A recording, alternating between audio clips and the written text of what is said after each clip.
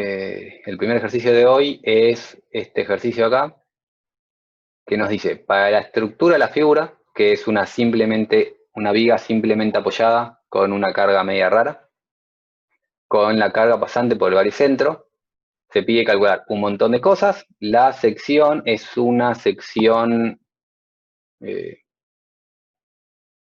un nombre que ahora no me acuerdo, perfil C de chapa doblada, digamos, que tiene, o sea, es un perfil C, pero que tiene estas alitas.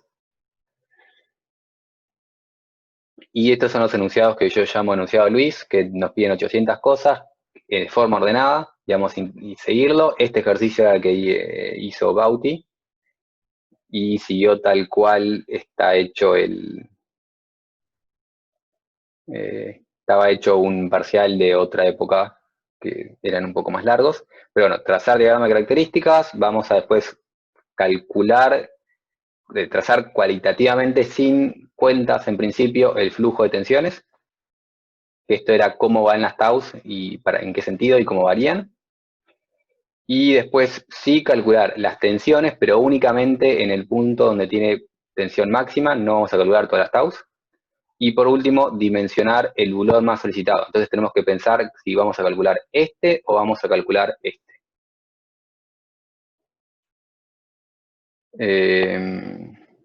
Los datos del ejercicio son estos. No sé si me detengo un segundo que copien datos. Pero básicamente las dimensiones del perfil son dimensiones reales de estos perfiles que se llaman de chapa delgada, que se venden comercialmente, y son también perfiles confeccionados en frío, porque si se fijan el espesor es muy chiquito, y les hablo mientras van copiando. Este espesor chiquitito, hay inclusive perfiles más de menor espesor, hasta 2 milímetros, que es muy poquito. Y para hacer estos perfiles, a diferencia de los perfiles normalizados IPN, UPN y esos, que se confeccionan en caliente, o sea, el perfil normalizado, agarran una masa muy caliente de acero y a presión lo ponen en algo con forma de IPN y sale el IPN formado del otro lado. Esos están conformados en caliente. Estos, en cambio, agarran una chapa totalmente recta en frío y la doblan y le dan la forma que quieren. Para hacer eso, en frío requieren menor espesor, no puedes doblar tan fácil algo con 10 milímetros de espesor, y por eso son todos de pequeño espesor. Esto es un espesor enorme para hacer perfil confeccionado en frío, pero existe. La particularidad de este perfil, y la razón que usó este perfil en su momento Luis, era porque tenemos un centro de corte que no coincide con el baricentro, y después, como tiene estas alitas, complica tal vez un poco el trazado, pero no tanto. Y el resto son datos del perfil, datos de lo que resiste el perfil, y datos de lo que resiste el bulón. En este caso, la separación entre bulones ya les fijan que va a ser 20 veces el diámetro, entonces no tienen que ver cómo relacionar separación con diámetro. Entonces esto es simplemente para simplificarles la vida, y como siempre les da algún dato de más porque le da el J en I y en J en Z. Si les dan las tablas y en las tablas no aclaran cuál es I y cuál es Z, ¿cómo pueden saber cuál les importa? O sea, ¿cuál momento de inercia vamos a usar? El de I. El perpendicular al corte. El perpendicular al corte. ¿Y cómo, si las tablas no dicen cuál es I y cuál es Z, cómo saben cuál es I? ¿El más grande? El más grande. Este perfil claramente tiene un momento de inercia más grande respecto a este eje. Entonces, van a la tabla, buscan el más grande, no sé cómo se llama X, se llama alfa, se llame lo que se llame. El más grande es el que yo voy a usar. Y el otro ya no me importa. Está simplemente para confundirlos. Bien, si dibujamos esto a escala real, porque a Bauti les pareció importante, esto es como se ve el perfil. Acá estaría ubicado el centro de corte, a esa distancia, bastante lejos. Y este es el espesor que tiene. Son realmente perfiles delgados. Y nuevamente, para ser confeccionado en frío, este es un espesor bastante grande. Pero bueno, dicho todo esto, arrancamos con el ejercicio. Y para arrancar el ejercicio, arrancamos haciendo diagramas. Como el ejercicio nos pedía explícitamente calcular los diagramas, vamos a calcular todos los diagramas. Si el ejercicio no lo aclara, ¿qué van a hacer ustedes?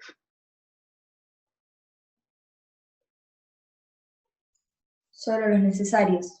Solo los necesarios. ¿Y cuál es el necesario en nuestro ejercicio? El de corte. El de corte. Calculan corte y listo. No pierden tiempo calculando el momento si no les piden calcular el momento.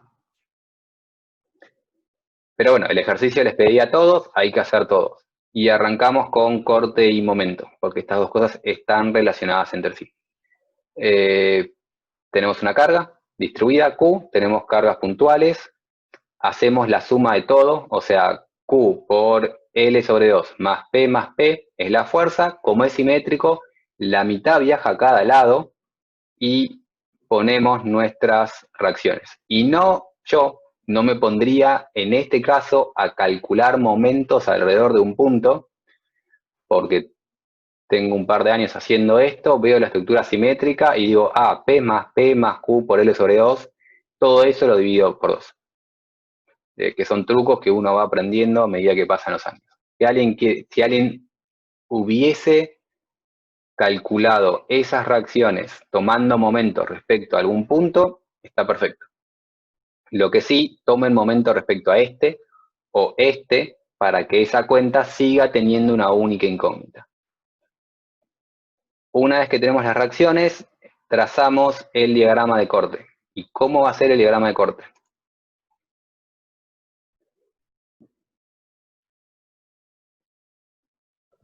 Constante al principio, pega un salto y se hace lineal. Gracias. Constante, pega un salto importante, y después es lineal, y después pega el otro salto, y después vuelve a ser constante. Que nos queda eso dibujado por Bauti. Este salto, alguno se lo comió. El resto de las cosas son números, no quiero usar tiempo calculando diagramas de corte que ya deberían saber perfectamente. Y paso al diagrama de momento. ¿Cómo va a ser el diagrama de momento? Lineal, después parabólico, y vuelve a ser lineal. Lineal, después parabólico y ahí pega un salto. Claro. ¿Pero acá pega un salto o no pega un salto? No pega salto. No pega. No pega salto. No. No pega salto, fantástico, y después lineal. Esto lo aclaro porque tal vez en el dibujo que hizo Bauti tiene la pinta de que hay algún tipo de discontinuidad, pero esto no es para nada discontinuo, ni discontinuo en el valor del momento, ni siquiera discontinuo en su derivada. Sí, tiene discontinuidad en su derivada. Discontinuidad en su derivada quiere decir esto, corte pega un salto. Pero bueno, es lineal, es parabólico, el resto de los valores calcularlos debería ser más o menos fácil. O sea, el valor este es reacción por L sobre 4 y después le suman la parte del medio que es un poco más molesta. Y calculan el diagrama de momentos. ¿Qué pasa con el resto de las solicitaciones?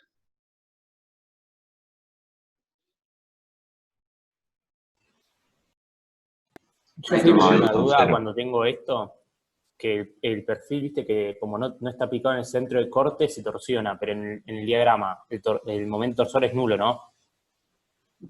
Cuestión de gustos, ahora lo aclaro. Entonces, en principio, diagrama de momento torsor es una duda de qué vamos a hacer. ¿El resto?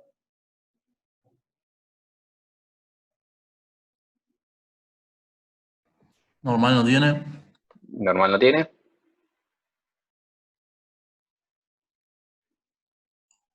El resto son nulas. El resto son nulos. Si les piden todos, hay que aclararlo. Normal, no hay que dibujarlo, pero hay que decir, la normal es nula, el corte en I es 0, el momento en Z es 0. La duda entonces solo radica en el momento torsor. Y justamente lo que me estaban diciendo es que como esta carga, este peso, está aplicado en el baricentro, y no está aplicado en el centro de corte, que el centro de corte les cae por ahí, el perfil tiene un efecto de torsión. Y una de las dudas es, ¿este efecto de torsión lo dibujo como solicitación o no? Hagan lo que quieran, aclaren lo que están haciendo. No me importa si lo dibujan o no lo dibujan, me importa que especifiquen cuál es el camino que están haciendo. Es decir, cuando están haciendo esto, o ponen el momento torsor respecto al baricentro es nulo, pero va a existir un efecto de torsión por la distancia del corte al centro de corte, o dibujan el momento torsor aclarando este momento no es respecto al baricentro, sino respecto al centro de corte. En ambos caminos aclaren, y eso en general para la vida. Hagan lo que hagan en un parcial, en la vida, en el trabajo, en una memoria de cálculo.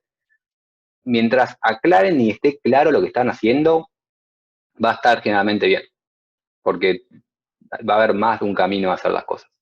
Entonces, si quieren dibujarlo o no quieren dibujarlo, medio que depende un poco de ustedes, pero tienen que aclararlo y después obviamente tenerlo en cuenta. Eso sí, no pueden decidir no tenerlo en cuenta porque eso sí está mal. Porque el perfil, al tener esa carga aplicada en el baricentro, y el enunciado hacía énfasis en eso, el perfil va a tener un efecto de torsión. Y ese efecto de torsión que vemos acá con ese dibujito, se genera porque cuando la carga está aplicada fuera del centro de corte, cuando yo traslado mi corte al centro de corte, esta Q y esta Q me genera una cupla, y reduciendo al centro de corte el corte, me aparece este momento torsor. Y lo tengo que tener en cuenta. Lo tengo que tener en cuenta en módulo, en signo, y hacer eso correctamente. Entonces, lo que podemos notar es que para este sistema de ejes, ¿ese corte es negativo o es positivo? Positivo. Bien, ¿y ese momento torsor es positivo o negativo? Negativo. Negativo. Entonces notamos que cuando el corte es positivo, el momento torsor generado es... Cuando el corte es positivo, el momento torsor generado es negativo, y va a pasar lo mismo si es al revés. Si tengo un corte negativo, el momento torsor generado va a ser positivo. Entonces tienen signos contrarios. ¿Y cómo lo calculo el valor en módulo? ¿El valor de MT? Q por la distancia Por- del baricentro al centro de corte. Perfecto, voy a calcular. Este valor de momento va a ser esta fuerza Q por esta distancia. Esta distancia es una propiedad del perfil, está tabulada, es dato del ejercicio, y Q va a variar a lo largo del eje X. Entonces, siempre el momento torsor va a ser Q por la distancia del centro de corte, y esta distancia es constante porque es una propiedad del perfil. Nosotros hemos visto que este era el diagrama de corte, que era constante, lineal, constante. Si el momento torsor sigue esta relación, pero con un signo metido por esto que vimos acá arriba, si queremos trazar el diagrama de momentos torsores, va a ser igual al de Q, simplemente espejado porque tiene un signo contrario. Constante, pego un salto, lineal, pego un salto, constante. Y este 35, ¿cómo lo calculó Bauti? ¿Cómo calculó ese 35,19? Q máximo por la distancia del centro de corte. 4,25 kilonewtons por 8,28 centímetros. Y esperemos que estén bien las cuentas, no las revisé, pero 4,25 por 8,28 debería darme 35,19. Y así va haciendo y trazando todo este diagrama de momento torsores, y cuando están en un parcial aclaran, este diagrama es respecto a el centro de corte y no al baricentro. ¿Todo el mundo me sigue? De lo que es esto es importante saber que si la carga no está aplicada en el baricentro, aparece esta torsión, y que la manera de calcular la torsión es el corte, que ya saben calcular de estabilidad 1, por la distancia del centro de corte, que suele ser dato del perfil. ¿Me sigue todo el mundo? Sí. Sí, Felipe, estamos copiando. Felipe, dijiste que perfectamente podríamos haber dicho respecto al baricentro de 0 y listo. Podés decirlo y no dibujarlo, pero después lo tenés que tener en cuenta. Por el ejercicio sigue y el ejercicio te pide tensiones tangenciales totales máximas. Y SMT genera tensiones tangenciales. Sí, No podés olvidarte de eso. Ok, mejor esto entonces. Claro, el tema pasa por ahí. No te estoy obligando, te recomiendo que lo hagas para no olvidarte que existe y después cuando calcules taus no te la comas, porque si no te falta un pedazo y está mal el ejercicio. Felipe, una pregunta. Sí. No sé si no lo escuché, pero como acá está puesto el momento con el corte así como espejado, ¿siempre van a ser uno como más o menos el espejo del otro? No siempre, en realidad depende del perfil. Si ese perfil sí está girado 180, va a ser al revés. O sea, si el perfil C hubiese estado así. Claro. Entonces, en cada caso lo que tenés que pensar es, este es el baricentro, ahí está la carga. Esto es el centro de corte. Cuando yo traslado esto acá, ¿qué momento me genera? Me genera esto. ¿Eso es positivo o eso es negativo? Y tenés que ponerte a pensar, no, me equivoqué. Ahí también está el caso de... ¿Se hace el mismo momento que antes o no? Sí. Vuelve a pasar este menos más, pero no lo tomes como regla general, sino pensar en cuando trasladás qué momento te aparece. Ok.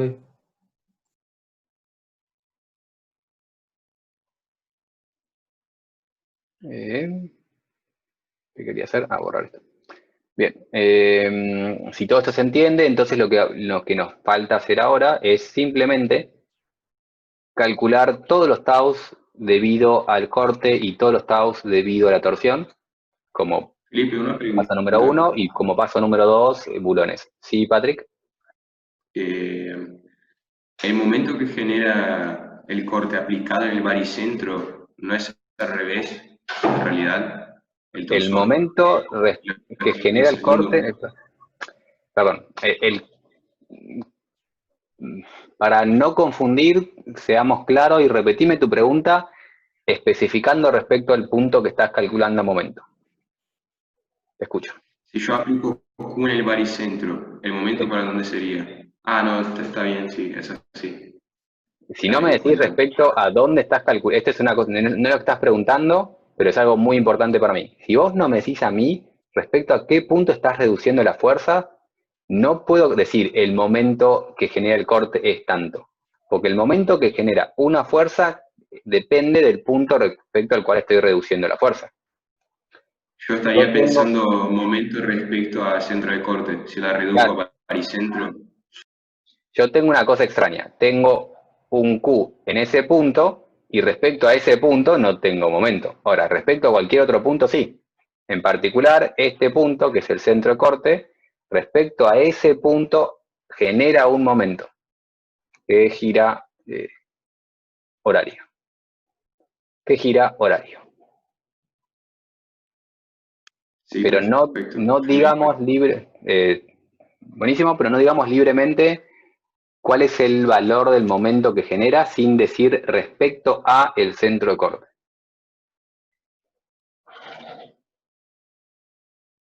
Dale, genial. Bien. Lo siguiente que nos pedía para seguir el orden del enunciado era realizar el flujo de tensiones. El flujo de tensiones, para pensar el flujo de tensiones, pensamos la forma de Juravsky y nos poníamos a pensar cómo variaba el momento estático, y no solo cómo variaba el momento estático, sino, creo que, cómo variaba el momento estático para ver si la variación era lineal, parabólica y todo eso, y para ver el sentido de las flechas pensábamos dónde se comprime, dónde se tracciona y toda esa cosa. Entonces, ¿alguien puede decirme rápidamente cómo es el flujo de tensiones debido a este Q? Vamos a hacer el análisis paso a paso, pero quiero antes del análisis paso a paso ver si ya están viendo el sentido sin hacer el paso a paso. Tienen que ganar un torsor, Antihorario. así que va a ser sí, antihorario. Bien, no sé quién me está dibujando, si fuiste vos, Patrick, pero sí, esa es la manera de dibujarlo. Te lo borro simplemente para aclarar eso un poco más claro. Ese antihorario, lo que me están diciendo es esto.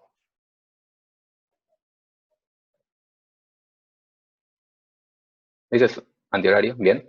Y la manera que yo la pienso, la manera más fácil para mí pensarla es, esta flecha va para abajo porque el Q va para abajo. Y una vez que tengo esa flecha segura, empiezo a pensar cómo es el flujo para que tenga sentido. Si eso lo ven de una, está buenísimo. Ese es el sentido de las flechas. Y estaría bueno que lo vean sin tener que hacer todo el corto acá, comprimo, entonces el tau me equilibra, entonces el tau va para arriba. Está bueno por tema de tiempo, porque si esto les toca en el parcial, si tienen que hacer eso van a gastar mucho tiempo. Si no lo ven, por lo menos tengan aceitadísimo el tema de comprime, equilibra, Cauchy. Comprime, equilibra, Cauchy. Tracciona, equilibrio, Cauchy. Si lo tienen aceitado no pierden tanto tiempo. Así que empecemos a hacer este tipo de cuestiones. Y si queremos calcular taus, ¿por dónde vamos a empezar a calcular taus y por qué?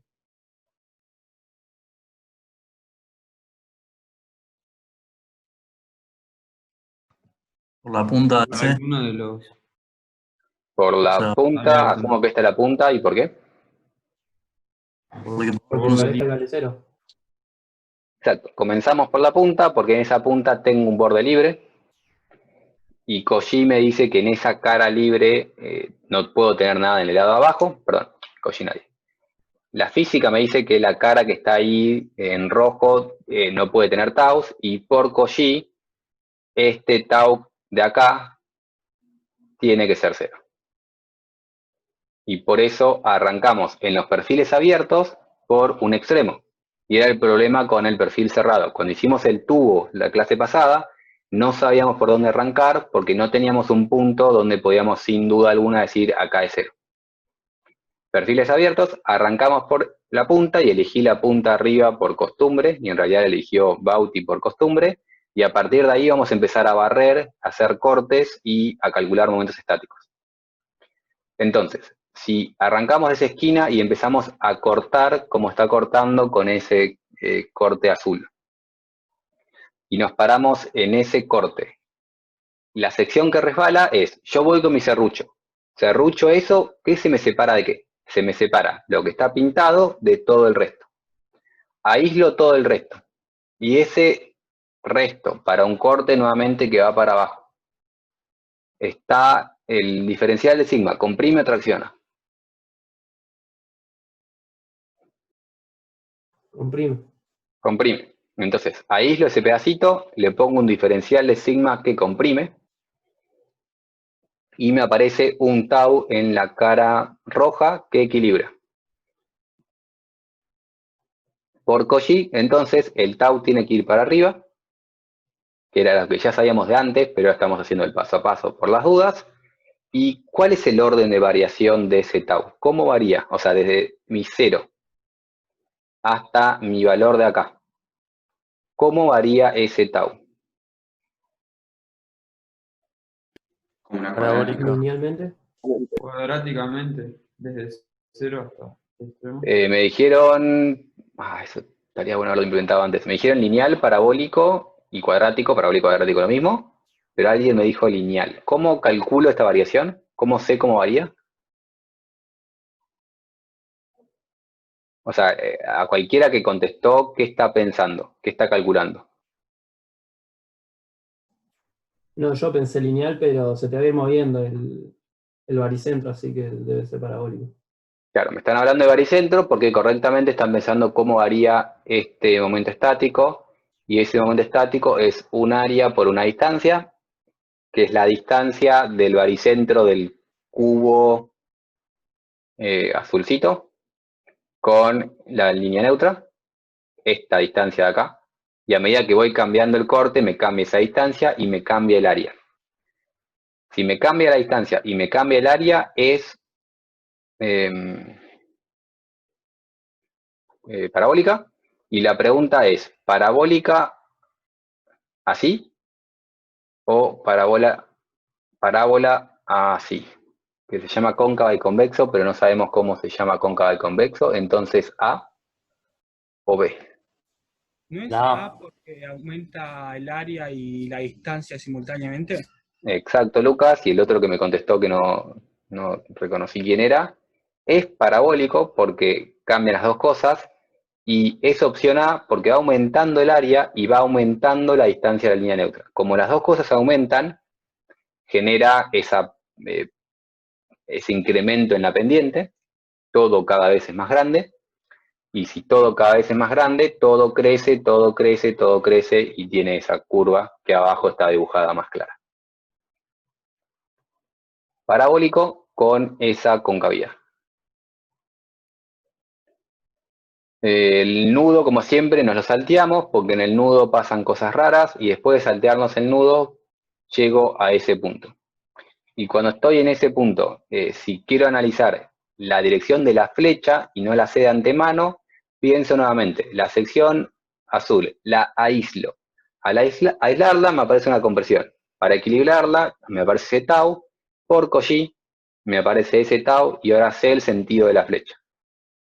Para ver cómo varía en la parte de arriba, en la parte horizontal, me muevo de a poco, voy cortando de esta manera hasta llegar a este punto. Si quiero pensar de nuevo la flecha, que no me puede cambiar, pero bueno, por las dudas pensemos la flecha.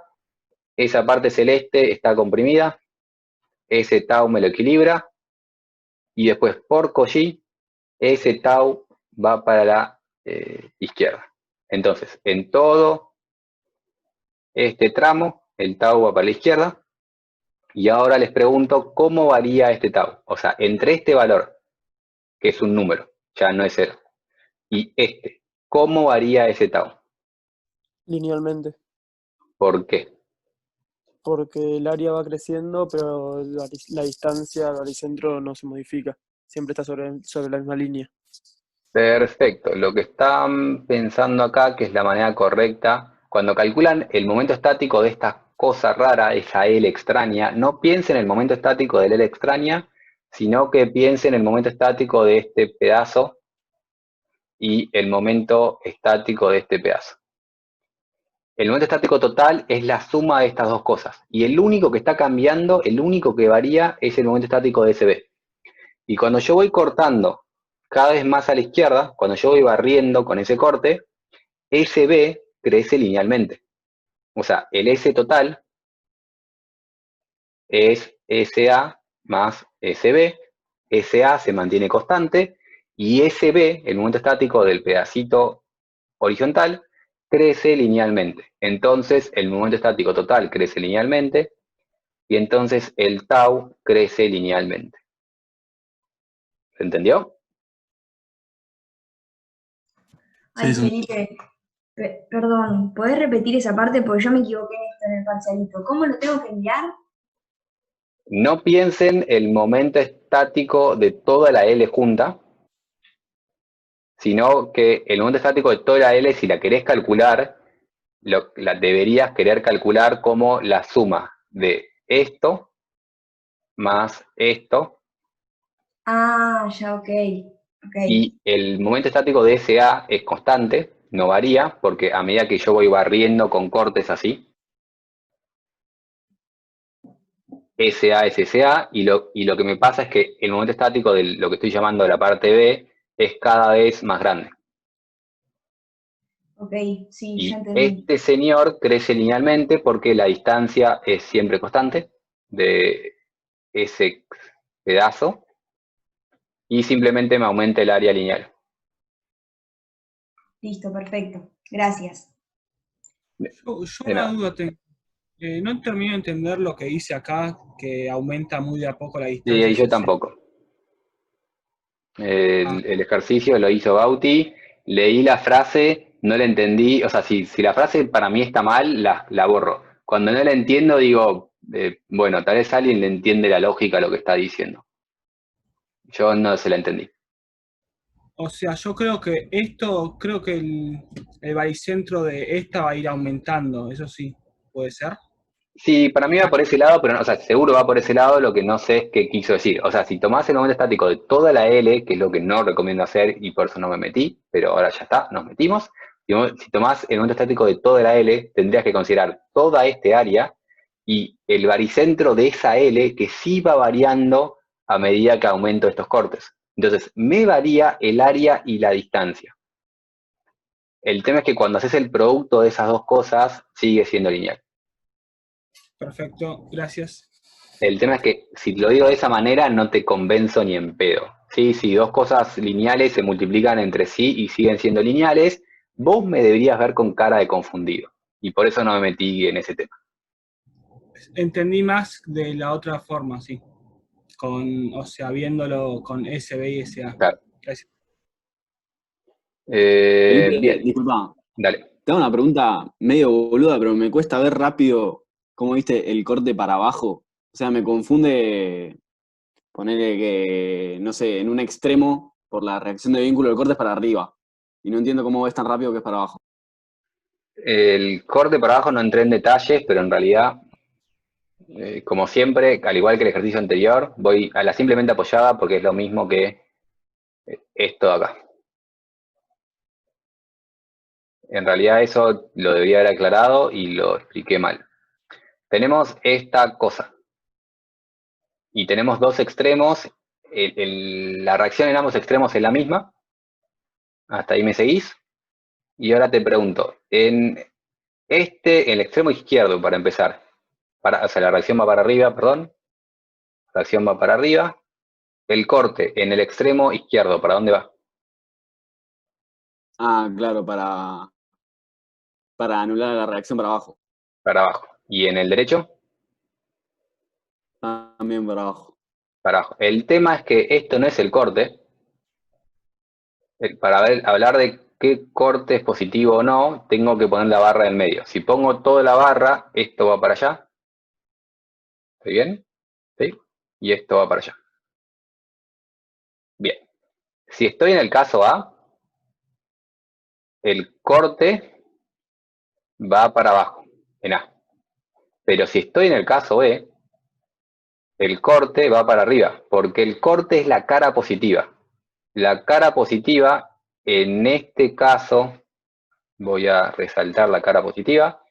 La cara positiva es la cara de la izquierda. Entonces, cuando estoy en A, va para abajo, pero cuando estoy en B, va para arriba. Y esto no lo aclaré. En realidad yo me paré en el apoyo de la izquierda sin justificarte a vos por qué me estaba parando en el apoyo de la izquierda. Podría perfectamente haberme parado en el apoyo de la derecha, y si me paraba en el apoyo de la derecha, mi corte iba para arriba y todo me queda al revés de lo que estoy planteando. Y hacemos esto porque tenemos los máximos en este caso, los máximos de corte en los extremos, ¿no? Correcto. En realidad tenés que buscar el corte máximo y fijarte el corte máximo si va para arriba o si va para abajo. En este caso es lo mismo. Va para arriba y para abajo. Y como el análisis es lo mismo, solo que después tenés que dar vuelta a todo, no lo vas a hacer dos veces. 10 puntos. Muchas gracias. Pero sí, estrictamente, esto no lo expliqué, vas al corte máximo, en el corte máximo te fijás si va para arriba o si va para abajo.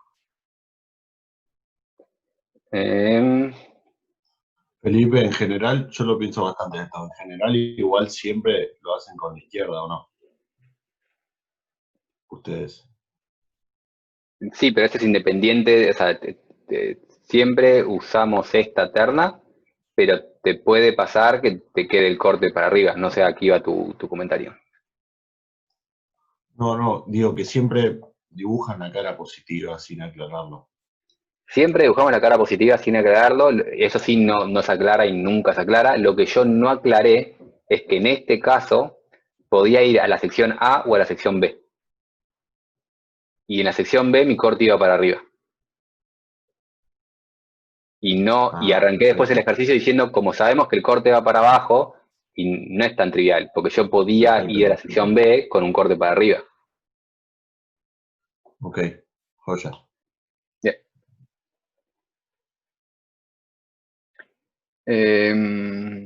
Bien, estábamos acá y viendo cómo iba todo el flujo de corte y cómo variaba cada pedazo. Si seguimos avanzando, nuevamente salteamos el nudo porque no sabemos qué pasa en un nudo y el siguiente corte que tenemos es ese. Si queremos ver para dónde van las flechas, el área azul está comprimida. Se equilibra con una fuerza que viene hacia mí. Por Cauchy, un tau que va para abajo. Y después, desde ese punto, voy haciendo cortes así, hasta llegar a la línea neutra. ¿Y por qué Bautista se frenó ahí en la línea neutra? Porque si me... ¿Se me cortó o no entendí? Por simetría, al otro lado simétrico. Por simetría es una buena razón. ¿Alguna otra buena razón? Por el Ahí tau tengo el máximo. Signo del momento estático. Porque ahí voy a tener el tau máximo, porque ahí va a estar el máximo momento estático. El momento estático siempre coincide con el baricentro. El momento estático máximo siempre coincide con el baricentro. Y por eso es otra muy buena razón para frenarnos en este lugar y pensar qué pasa acá. Y entonces, cuando corto ahí, nuevamente tengo un diferencial de sigma que me comprime. Ahora acá abajo tengo el tau que me equilibra. Por Cauchy el tau va para abajo. Y entonces en todo este tramo, la flecha va para abajo. Y desde acá hasta acá, ¿cómo haría el tau? Es una parábola, pero al revés que antes. O sea, cóncava creo que sería. Sí. Convexa, al revés. No, convexa. Sí. Cóncava. Yo también me equivoco. El orden de variación es una parábola, pero ahora la parábola tiene una pendiente que baja porque me va aumentando el área, pero me va disminuyendo la distancia, y entonces esa pendiente es cada vez menor. Y tiene esa curvatura de la parábola, aumenta el área, disminuye la distancia a la línea neutra. Y justamente esa curvatura, ahora te escucho, perdón, Agus, esa curvatura es la curvatura que logra que tenga un máximo acá. Porque a partir de acá va a empezar a bajar el tau. ¿Cómo, Agus? No, que digo que es más fácil pensar, si aumenta, aumenta, carita feliz, si aumenta, disminuye, carita triste. Listo. Mi problema con la carita feliz, o sea, yo uso carita feliz y carita triste cuando te hablo de esto o esto, porque esa es una carita. Ahora, si yo estoy hablando de esto o esto, depende para dónde gires tu cabeza, es feliz o triste. No, pero tenés que poner tipo la pera del lado del perfil. O sea, si vos estás haciendo, por ejemplo, el diagrama de la izquierda, el que estamos haciendo ahora, girás la cabeza para la izquierda, o sea, lo que sería la pera en el perfil, y de ahí tenés carita triste. Creo que vale lo que estás diciendo, ¿eh? Creo que es genérico, creo que es que vale de forma genérica. Sí, vale. Nuevo Claro, teorema. Yo lamentablemente pienso en curvaturas y concavidades, pero puede ser. Girás para allá y girás para allá, te queda triste y feliz. Bueno, mientras hagan lo que hagan lo que les guste y ustedes entiendan y se sientan cómodos. Pero este tipo de cosas me puse molesto con la edad, como siempre las cosas vienen molestas con la edad, y era lo que siempre me recordaba de... Cuando yo cursé análisis 2, cursé con Prelat, y Prelat agarra y dice de forma medio enojada, cuando están en el parcial, por favor, que nadie se le ocurra decir que es horario o antihorario, porque lo mirás del otro lado y es lo contrario. Entonces, es positivo o negativo respecto a un sistema de ejes, y no me pongan horario o antihorario. Y ese comentario me quedó grabado de intentar no usar lenguaje que puede ser confuso. Pero bueno, si ustedes entienden carita feliz y carita triste y no se equivocan, sean felices y tristes. Este es el máximo. Todo lo que está espejado del otro lado a partir de la línea neutra es simétrico, pero me gustó el corte adicional que hizo Bauti para pensar qué pasa si quiero analizar esto de acá. O sea, si yo quiero seguir bajando y llego hasta acá, para pensar el sentido de la flecha, tengo dos opciones, como en realidad tuve siempre dos opciones.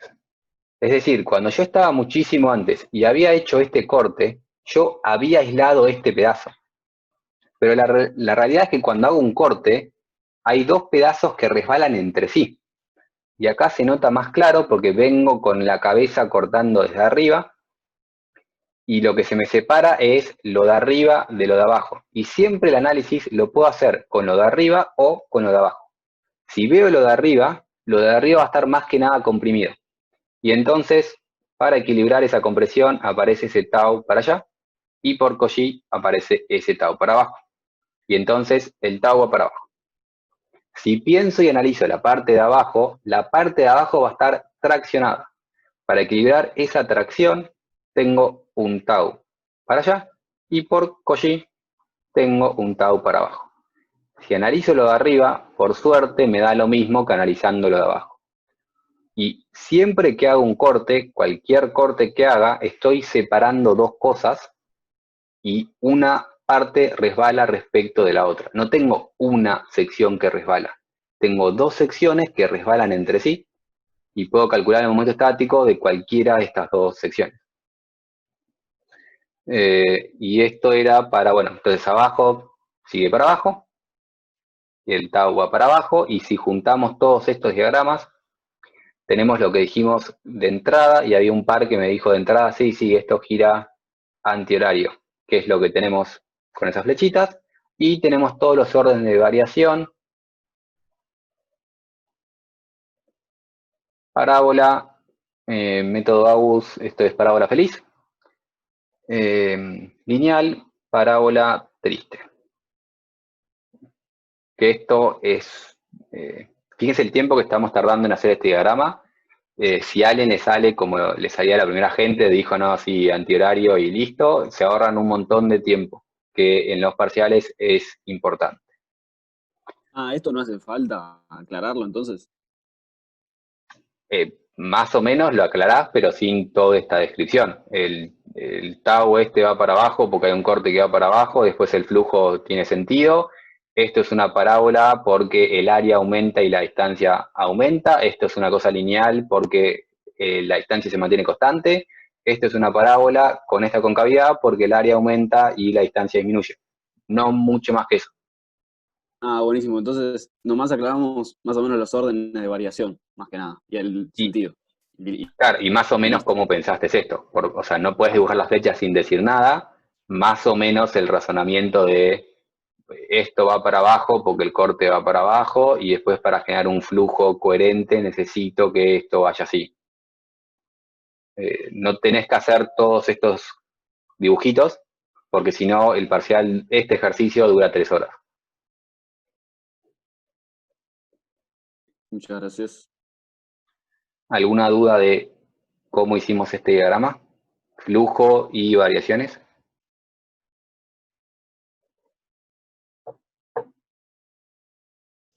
No. Bien, esto es las tensiones de Biot-Yuraski, después las vamos a calcular. ¿Qué otra tensión nos faltaba?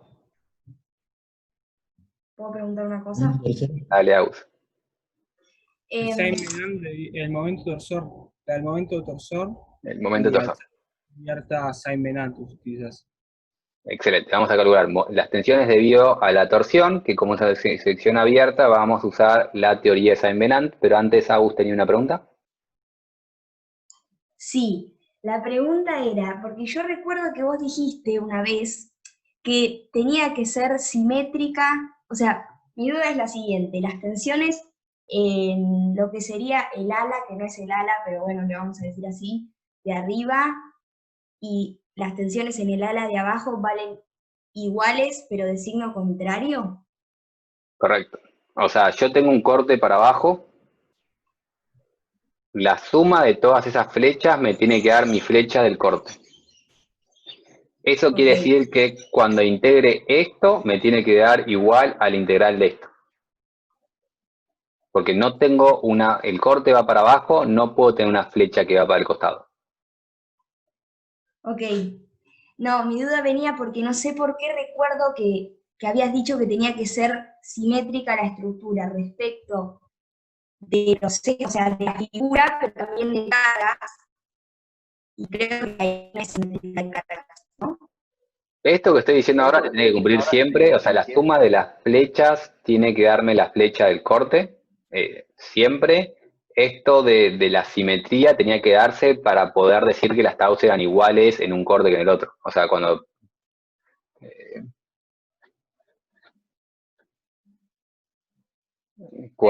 tenía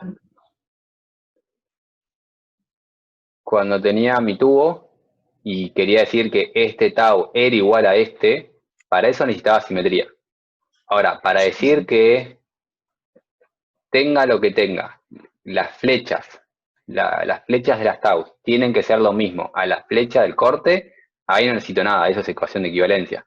La integral de las taus, x, y, tiene que ser el corte en y, y la integral de las taus, x, z, tienen que ser corte en z. Eso es una ecuación de equivalencia que se tiene que cumplir siempre, porque de hecho es la definición del corte en z. Sí, perfecto, listo. Gracias. Entonces, nada, pero ya que estamos en eso, esta fuerza tiene que ser contraria a esta, y una cosa interesante que podemos notar es que cuando integre esta fuerza, voy a llamar B1, esa fuerza B1 va a tener que ser mayor al corte, que parece poco intuitivo, porque ahora voy a tener estas B2, y B1 más B2, que van en sentido contrario, tienen que ser el corte. Eso se tiene que cumplir por ecuación de equivalencia. Excelente, Felipe. Bien. Entonces, estas son las tensiones de Wierzbowski, después vamos a calcularlas, pero antes de eso nos metemos un segundo con las tensiones por torsión, y me dijeron que las tensiones por torsión van a ser con teoría de Saint-Venant, porque es una sección abierta, y ¿cómo nos decía Saint-Venant que eran las tensiones? El flujo. Lineales alrededor del eje. Lineales alrededor de la Del eje, línea media. perdón, del espesor, eso de la línea media. La línea media de la sección, y respecto a esta línea media, tiene que ser lineal y girar en qué sentido. Como el momento torsor. Como el momento torsor. Y como el momento torsor es horario, las taus en todos los cachitos de mi perfil tiene que ser lineal y horario. Entonces, a lo largo de esa línea media, van girando como gira mi momento torsor, y es lineal. Vale 0 en el centro y máximo en los extremos. Y la fórmula que usamos para calcular esta tensión es la fórmula de Saint-Venant, que Saint-Venant nos decía que las taus eran el momento torsor dividido este módulo resistente a la torsión por el espesor, y todas estas cosas son datos. O sea, el momento torsor no era dato, pero sale en nuestro diagrama, que era el corte por la distancia al centro de corte, y JT y el espesor son propiedades geométricas del perfil. Entonces, una vez que tenemos MT, buscamos el dato del valor del módulo resistente, buscamos el dato del valor del espesor y hacemos cuentas. Y calculamos cuánto vale tau. Este tau, como el espesor es constante, que no siempre se da en todos los perfiles, como a lo largo de todo el perfil tengo el mismo espesor, este mismo tau va a estar en cualquier punto del perfil. Y esto es extremadamente útil porque nos ahorra un montón de problemas. El ejercicio no me pedía puntualmente las tensiones por torsión, me pedía las tensiones máximas. Y como me pide las tensiones máximas, yo tengo que a esta tensión por torsión sumarle las tensiones de Wierzbowski. Y tengo que ver cuándo la suma de esas dos cosas es máxima.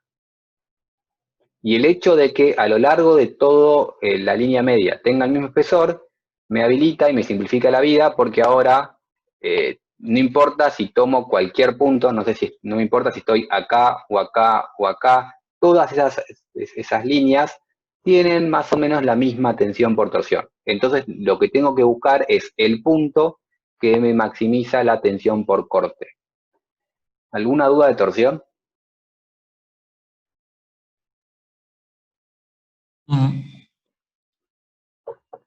Bien, entonces, analizadas las tensiones por torsión y sabiendo que lo que voy a tener que buscar es el punto de máxima tensión por corte, pasamos a justamente analizar eso.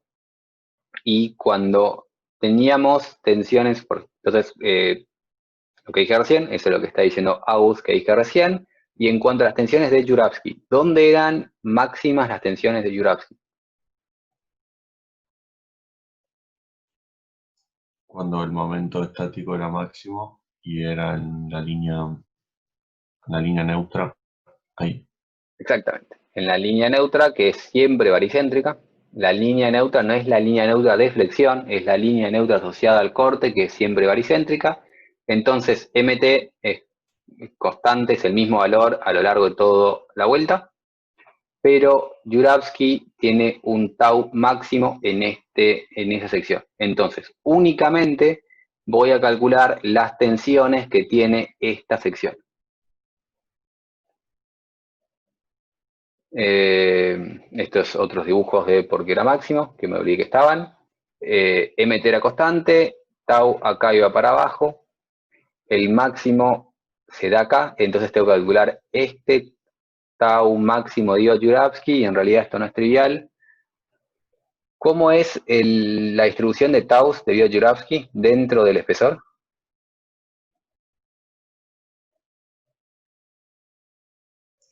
¿No es un promedio constante?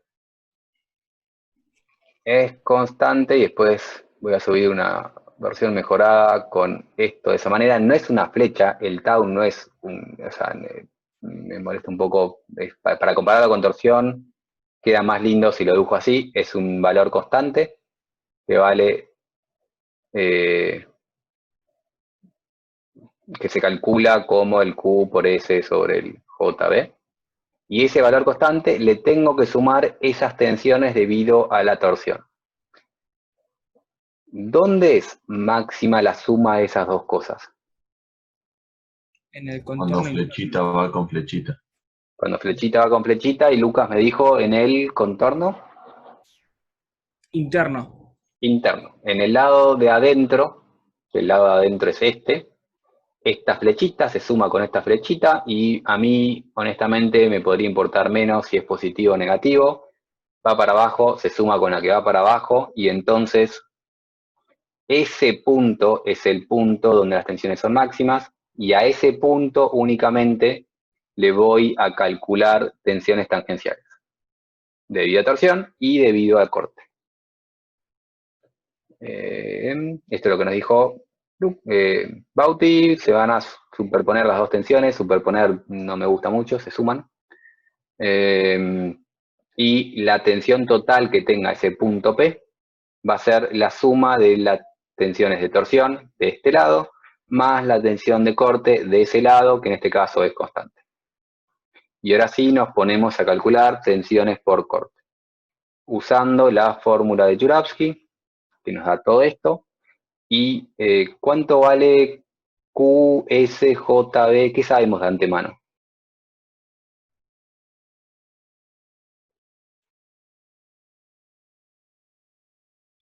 ¿Algún valor ya es dato?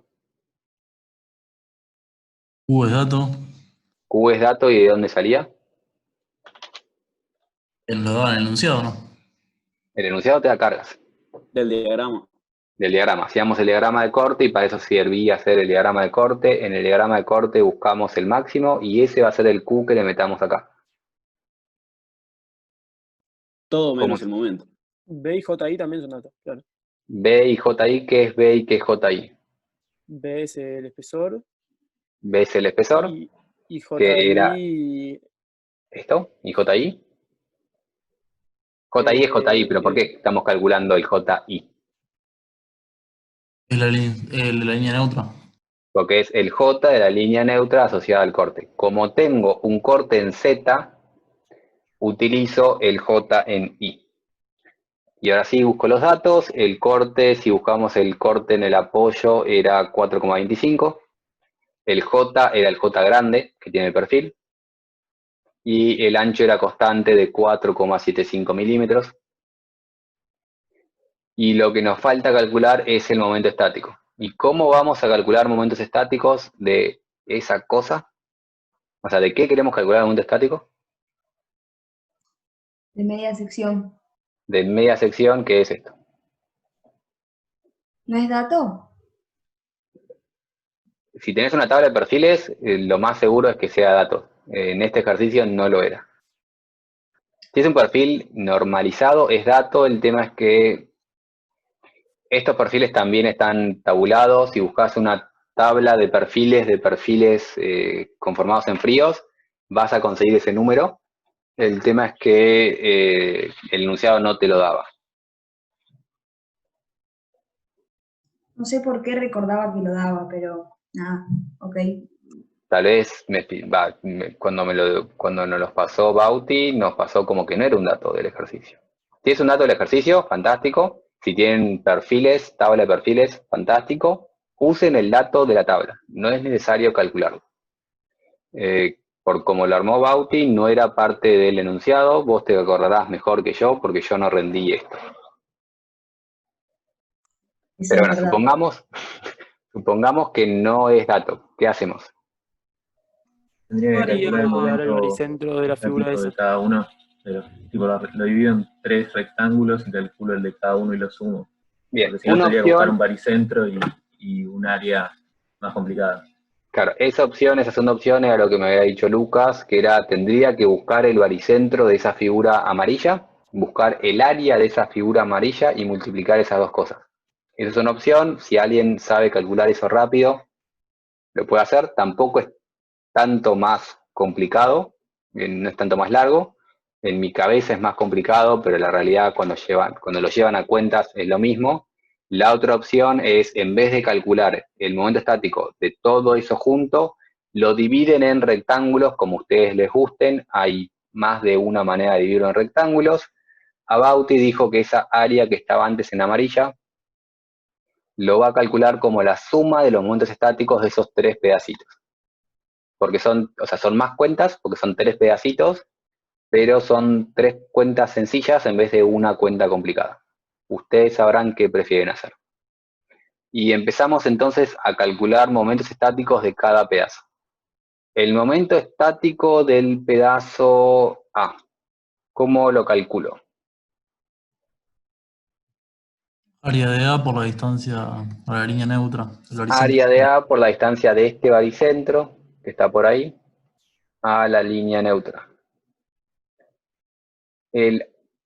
Y esta es la cuenta que pone Bauti, y ahora nos ponemos a analizar qué es toda esta cuenta.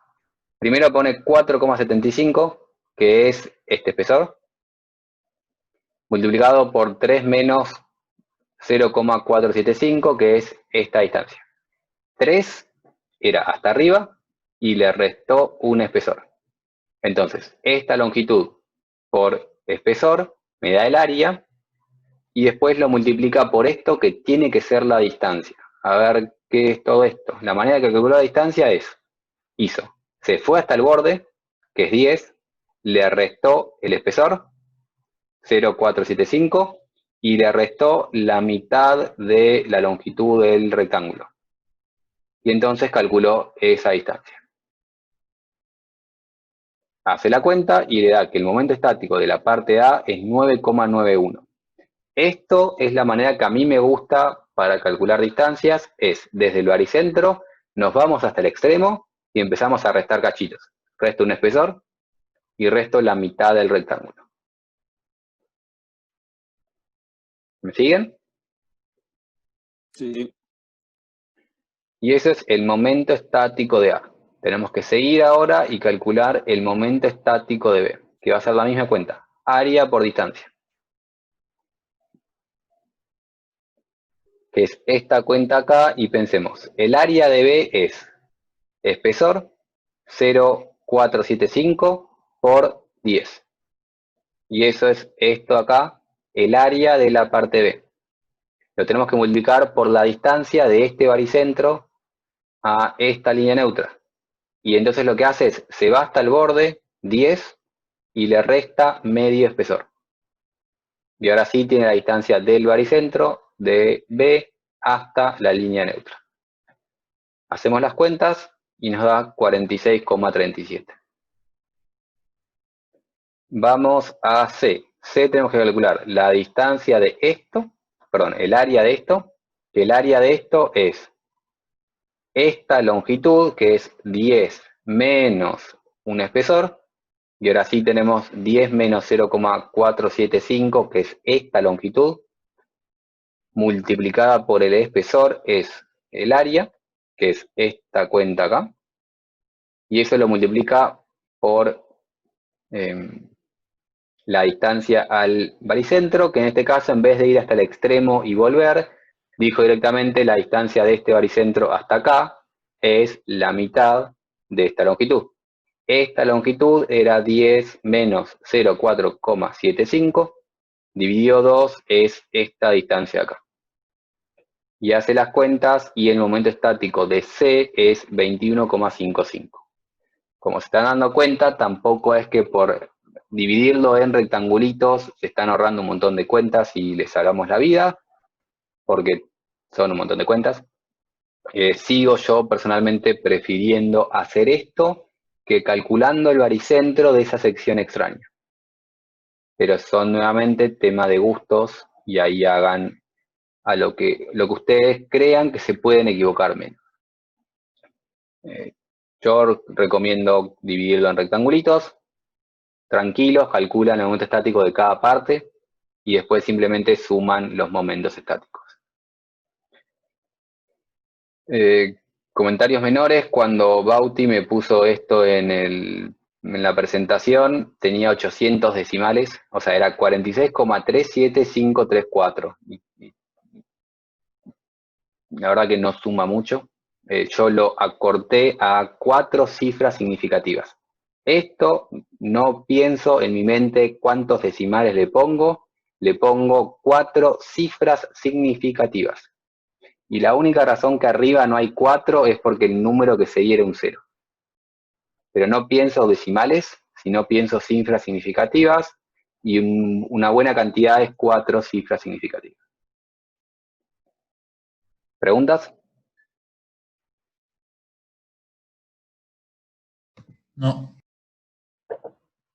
Bien, una vez que tengo el momento estático, paso entonces a sumarlos. Sumo las 3 cuentas que tenía antes, tengo el momento estático total. Aplico la fórmula de Jourhavsky y calculo el valor de sigma, el valor de tau, tensión tangencial debido a Jourhavsky que iba para abajo, y para calcular la máxima tensión tangencial simplemente tenía que sumar lo que tenía por torsión más lo que tengo por corte. Sumo esos dos valores y me da 11,37. ¿Alguno tiene alguna opinión sobre lo que está viendo del número? Que es mucho más grande la torsión que la del corte. Sí, y no es que tenga una torsión que viene de afuera. La torsión que genera el corte genera tensiones mucho más grandes. Y ahí se notan lo ineficiente que es un perfil abierto para tomar torsión. Ni siquiera puede tomar la torsión que generamos por no poner la carga centrada. Entonces, cuando tenemos una C y no le aplicamos la carga en el centro de corte, la estamos castigando bastante a tensiones tangenciales. Si calculan la parte de sigma, se van a dar cuenta que la parte de tensiones normales debido a flexión sigue siendo importante, pero en la parte tangencial estamos castigando un montón por no aplicar la fuerza en el centro de corte. Aparecen tensiones considerables. Para lo que nos queda para verificar si esto falla o no falla, era esta tensión tangencial, la tengo que comparar con mi sigma admisible, con mi tau admisible en este caso. Y en este caso, la tau que solicita es menor a la tau que resiste, y como es menor, podemos decir que el perfil verifica. Bien, entonces en donde estábamos recién habíamos llegado hasta la tensión máxima, y después de calcular la tensión máxima y ver si el perfil verificaba o no verificaba esa tensión, lo que nos falta hacer es verificar los bulones que unían las distintas partes del perfil. Y para hacer eso, les recuerdo cómo era el perfil originalmente. La sección que la tomamos recién para hacer los cálculos de tau como una sección maciza, completamente unida, perfectamente unida. Originalmente en el ejercicio les daban estos bulones. Para que sepan, es medio absurdo plantear que un perfil metálico de ese espesor realmente pueda estar unido por bulones, porque si tenés 4 milímetros de espesor, no sé cómo le metés bulones a eso, pero para ejercicio de estabilidad 2 va. Y lo que tenemos que plantear es calcular el bulón más solicitado, y teníamos dos bulones, el bulón A y el bulón B, y como solo nos pide el más solicitado, idealmente pensamos cuál es el más solicitado, A o B, y calculamos solo ese, y no calculamos los dos y después nos fijamos cuál medio más chico. ¿Por qué? Por cuestión de tiempo. El tiempo es importante en un examen y tenemos que pensar y no hacer cuentas. Entonces, ¿cuál es el más solicitado? ¿El A, el B y por qué? El A, porque la parte que resbala es más grande. ¿Y cómo pensás qué es la parte que resbala? Si yo saco el bulón, lo de arriba se va, el bulón A se va, y es más grande que si saco el bulón B, que es esa mini L. Exactamente. La manera más fácil para mí de pensarlo es sacar el bulón y ver qué se separa, y después ver cuál es el mayor momento estático, que muchas veces el mayor momento estático, o sea, calculo cuál es el principio, lo que dimensiona el bulón es el flujo de corte depende del momento estático, y este momento estático será mayor en A, y la manera de ver estas cosas es, en principio, viendo el área. La realidad es que es el momento estático por la distancia, pero suele pasar que el área más grande está asociada a un momento estático más grande, y cuando pensamos las dos posibles áreas a calcular, para el caso de A, la sección que resbala es esto, que es todo esto, mientras que para el caso B, si saco el bulón B, lo que se me separa es esto, que es este cachito, y este momento estático va a ser claramente más grande que este momento estático. En este caso particular, se daba que este ancho era igual a este ancho de acá. Ahora, si los anchos eran distintos, y ponele E1 es mayor que E2, ¿tengo que tener eso en cuenta? ¿Sí o no? Sí, porque te cambia el área. ¿Cómo me cambia el área? ¿Qué área me cambia? El E2 te va a achicar toda la barra. Perdón, tenés razón. Si este 2 es constante a lo largo de todo esto, tenés razón. Mi mente iba más por el hecho de si me importa este ancho de acá y este ancho de acá. ¿Me importa cuánto vale E1 para calcular bulones? No. No.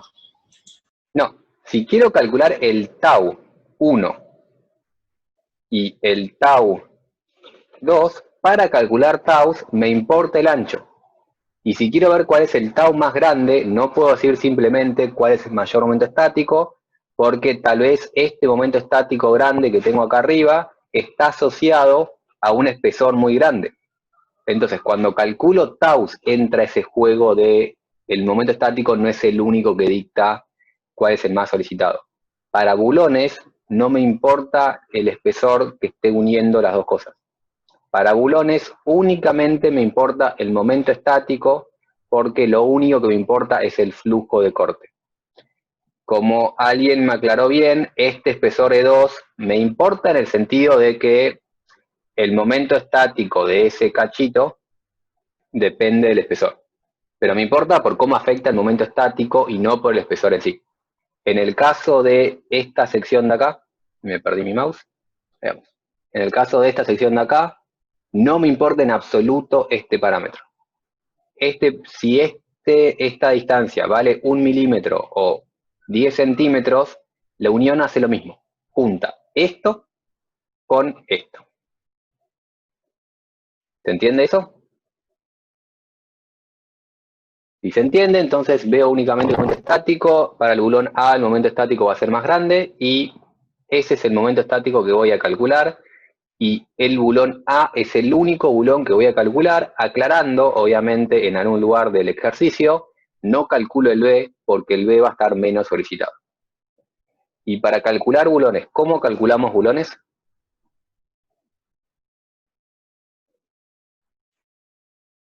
Felipe. ¿Se acuerdan la fórmula para calcular bulones? El flujo de corte por lambda tenía que ser menor al tau admisible por el diámetro por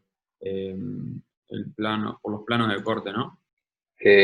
Flujo de corte por lambda tiene que ser menor a el tau admisible por, dijiste es el diámetro, pero es el área, pero es el área, sí. Por el número de bulones. ¿Qué era el flujo de corte?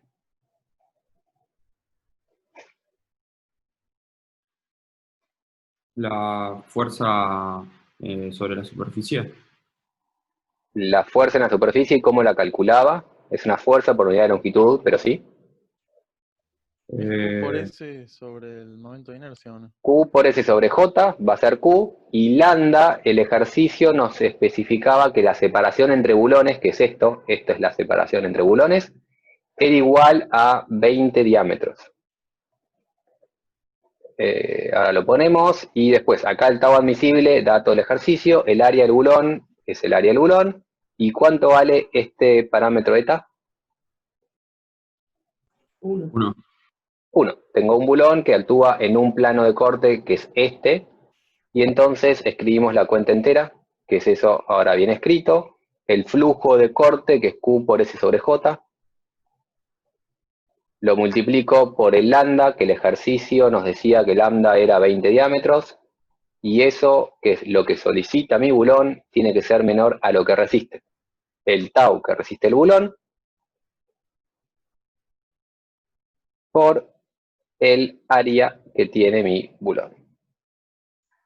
Felipe, una pregunta. ¿Sí?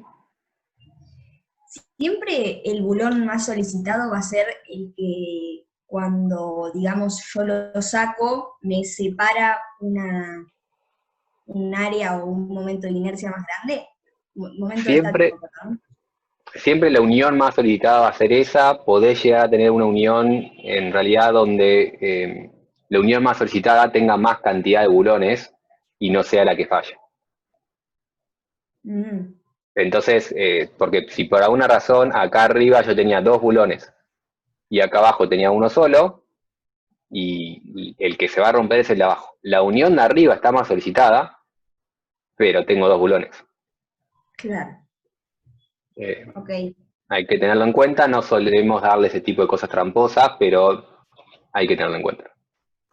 Si tuviera 2 bulones, el área serían de los 2 bulones sumados y... Tendría un 2 acá. Planos de corte.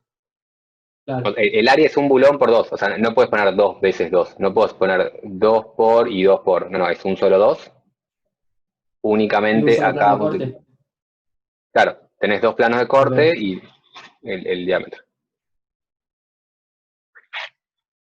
Bien, dentro de todo esto, el corte era el que salía del diagrama. El J sigue siendo el mismo J, porque es el momento de inercia asociado a la línea neutra asociado al corte. Es el JI, que era el J a lo largo de este eje, que es mi línea neutra. El tau que soporta el bulón es dato, es el tau admisible del bulón, no se confundan con el tau admisible del perfil. El acero de los perfiles y el acero de los bulones es distinto y por eso este número cambia. Si se fijan en una diapositiva antes, esto era 14 para el perfil, es 18 para el bulón. Y después el resto de las cosas son todas datos, excepto el valor de phi, que es lo que quiero calcular. Quiero calcular el diámetro del bulón. Y el momento estático que voy a tener que calcular, el momento estático de ese área que está en rojo.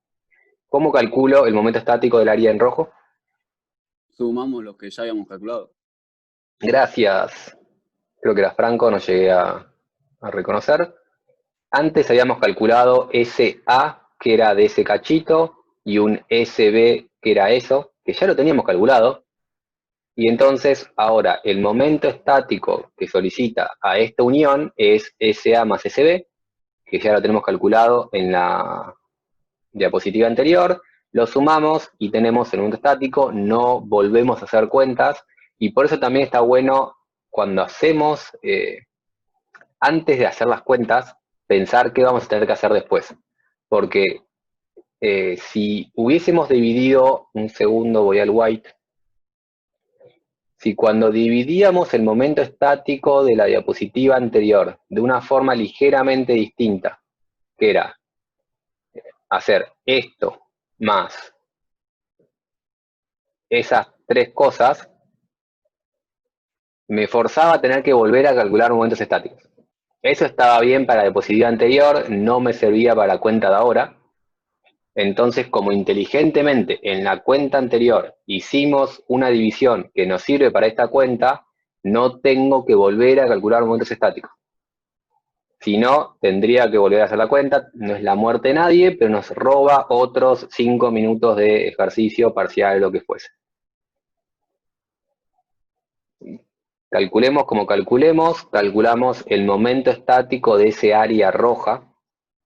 Y el momento estático de ese área roja, entonces lo ponemos en la cuenta de antes y despejamos el diámetro del bulón que... despejamos el diámetro del bulón, y ese diámetro, ¿qué es ese diámetro? ¿Qué me está diciendo esa cuenta?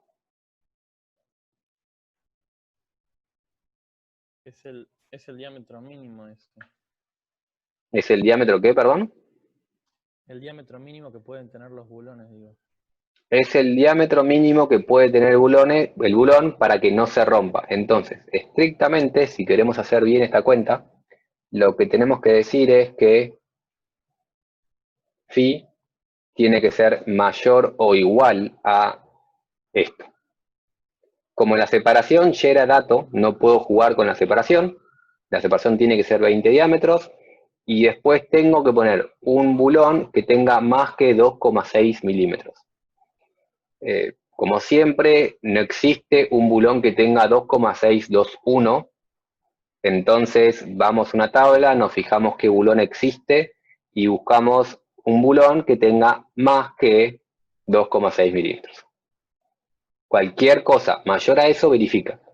Como dije antes, en las cosas, después en la vida profesional, generalmente no hacen esta cuenta, porque es una cuenta complicada de hacer.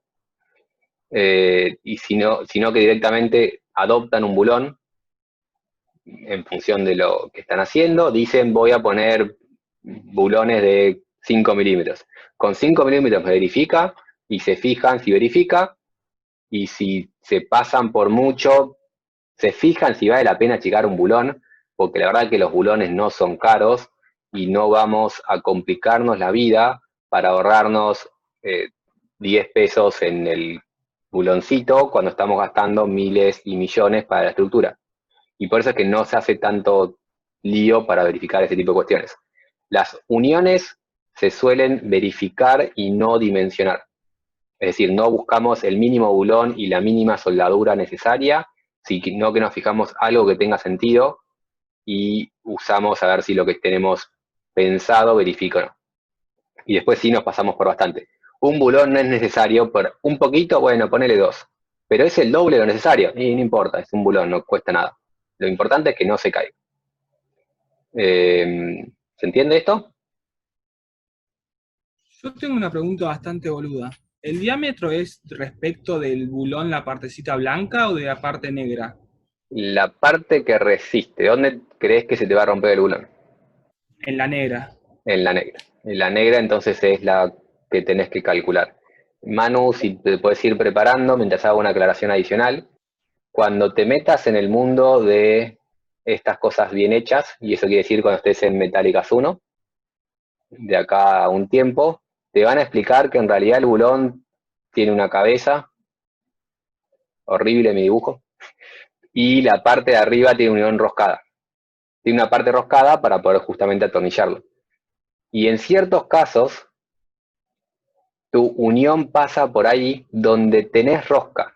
Y tenés que tener en cuenta eso. Si tu bulón no resiste lo mismo por acá que por ahí.